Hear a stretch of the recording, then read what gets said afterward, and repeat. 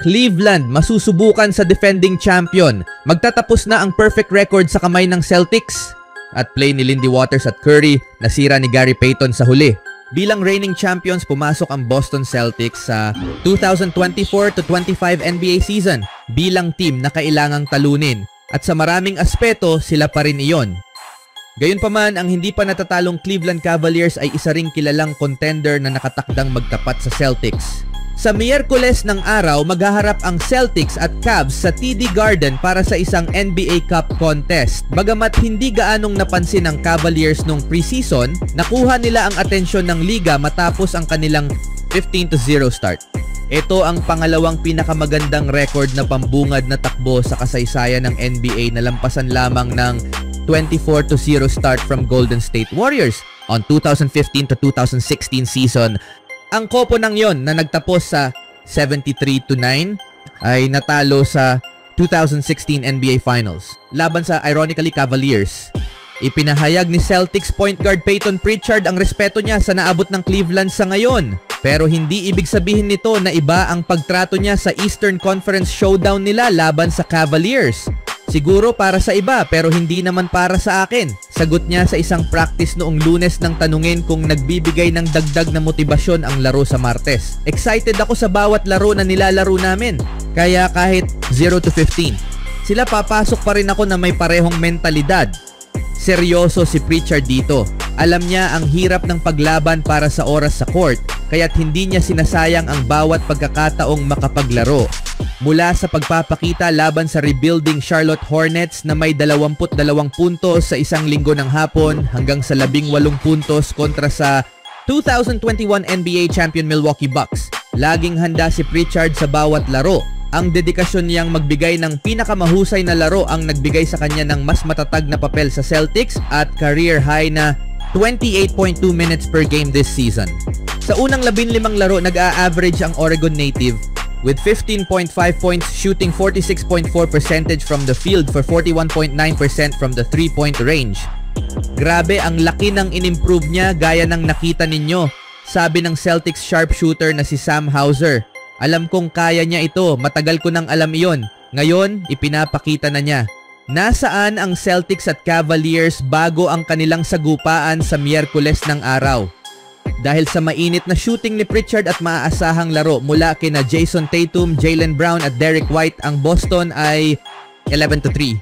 At pangalawa sa Eastern Conference, ang Celtics ay nasa tuktok ng East sa loob ng 353 days. Hanggang sa huling bahagi ng Oktubre nang matalo sila sa Indiana Pacers at bumagsak sa 4-1. Sa parehong araw, dinomina ng Cavs ang Los Angeles Lakers para sa 5-0 at nanguna sa standings. Hindi na binitiwan ng Cleveland ang unang pwesto mula noon. Pinamumunuan sila ng star guards na sina Donovan Mitchell at Darius Garland at ng 2022 All-Star Center na si Jarrett Allen na hindi nakapaglaro sa buong 2024 Eastern Conference Semifinals versus Celtics dahil sa fractured rib. Magaling silang team, pahayag ni Pritchard. Marami silang magagaling na guards, mahahaba sila. Magaling maglaro ang kanilang mga big men.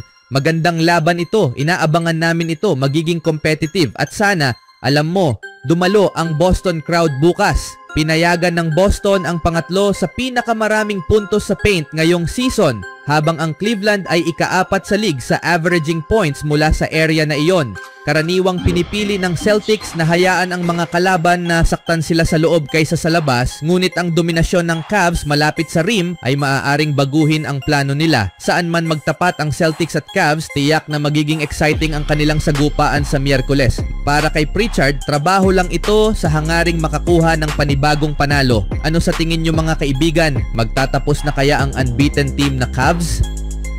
Samantalang naging maganda naman ang laban sa pagitan ng LA Clippers at ng Golden State Warriors harapan sa dalawang all-time leading sa 3-pointers made, James Harden and Stephen Curry. Well, sa panimula ng laro, si Lindy Waters agad ang unang nakabasket. Isang tres ang ginawa, Ivica Zubac hindi mapigilan sa ilalim. Basket! Chris Dunn nagmamadali, umatake sa basket, blocked by Wiggins, pero goaltending ang tawag. Stephen Curry gustong ipakita agad kung sino ang 3-pointers king. Bumitaw ng tres, pasok. Sinamahan pa ng magandang pasa ni Draymond to Wiggins sa ilalim. James Harden nagparamdam na sa tres, isang sidestep ang ginawa sa malayo. Pasok! Ngunit bumawi naman agad sa kabila. Si Draymond ang gumawa ng tres mula sa pass ni Waters. Wala nang 3 minuto ang natitira sa first quarter. Buddy Hield tumutulong na sa scoring. Isang magandang layup mula kay Anderson. At sinundan pa ng umatake si Jonathan Kuminga sa paint. Over kay Mo Bamba. Basket. Speaking of Bamba, nakakuha ng bola sa ilalim. Tinapos ito sa isang dunk mula sa pass ni Harden. Warriors nakakuha ng steal, nagmamadali. Hindi na nagdalawang isip si Hield para sa isang tres. Pasok. Ito mga kaibigan, naging score 22-27. Nang gawin ni Moses Moody ang isang magandang play sa ere. Basket sa ikalawang quarter. Batum bumitaw ng tres basket para sa Clippers. Kuminga nakakuha ng steal, ngunit si Moses ang tumapos nito, isang tres para sa Warriors. Golden State nagpakita ng chemistry, tinapos ni Jackson Davis sa ilalim. Sinamahan pa nito ng isang steal at sabay sugod sa dulo para gawin ang dunk. Ngunit masakit ang bawi sa kabila, isang tres ang ginawa ni Batum over Stephen Curry. Steph, minalas sa tres, dinaan na lang nito sa 2 puntos, pasok ang elbow jumper. Harden sumugod sa paint, pasok over Stephen Curry. Draymond ulit, pinakita sa 2 all-time great shooter kung paano mag-shoot ng maayos. Lista muna para kay Dre. Sa ikatlong quarter, Stephen Curry nagising na sa pagkatulog. Tres agad ang ginawa. Basket. Wiggins, sinubukang putulin ang kamalasan ng Warriors tagumpay. Curry, magandang pass ang natanggap mula kay Draymond. Ngayon, siniguro na ng greatest shooter of all time. Over sa second greatest shooter. Sabay titig. At ito ang matindi. Gumawa ng tres over sa Clippers center na si Ivica Zubac. Napatawag ng timeout si Ty Lue sa init ni Curry. Sa pagbabalik nagpatuloy ang Warriors sa pag-atake. Ngayon naman si Jackson Davis nakatanggap ng magandang pass mula kay Curry. 6.5 minuto, Davis ulit isang easy layup mula sa magandang pass ni Lindy Waters. Curry nagset ng play, nakita si Wiggins sa ilalim, basket. Clippers nagminti sa tres, nakuha ni Curry ang rebound, nakita si Wiggins, isang easy layup ang ginawa. Touchdown. Wala nang 3 minuto sa third, si Kuminga naman ang nagpakitang gilas. Tres ang ginawa, basket. Isang point game na lang hanggang sa nagtie ang score sa 72.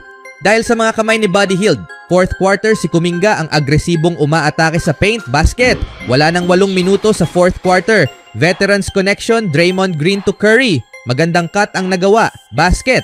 Lindy Waters, sinubukan ang swerte sa labas ng arc, basket. Ngunit Norman Powell bumawi agad ng isang tres para sa Clippers. Wala nang 6 na minuto, Steph Curry ulit para sa tres para dalhin ang Warriors sa 4-point game. Sinundan pa ng atake sa paint para sa 2 puntos. Pasok, ngunit Powell patuloy pa rin sa labas. Tres ang ginawa. Bumalik sa 10 ang kalamangan ng Clippers nang magawa ulit ni Powell ang isang importanteng tres. Wiggins, binubuhay pa ang Warriors, gumawa ng tres. At nang magawa ni Curry ang isang easy layup para sa Warriors. At naging single possession nang makagawa si Draymond ng magandang pass patungo kay Wiggins sa ilalim. May pagkakataon sanang mag-overtime ang laro nang sinabihan ni Curry si Waters sa timeout na silang dalawa ang pwedeng gumawa sa play na ito. Ngunit sa huli, si Payton ang nakakuha ng bola sa halip na kay Waters ang pagkakataon na iyon. Sa huli, panalo ang Clippers. Even when you feel low, you can still go. Even when you feel slow, you can still go. Even when there's no hope, you can still go. I never answer to no, man, I still go. Go, go.